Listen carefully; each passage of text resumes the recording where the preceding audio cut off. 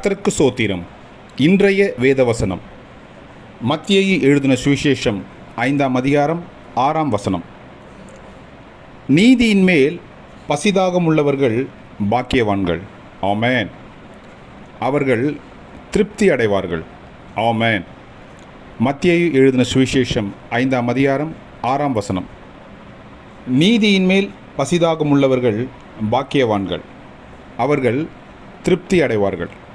ஆமென். மத்தேயு 5:6.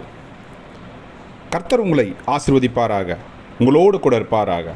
ஆமென்.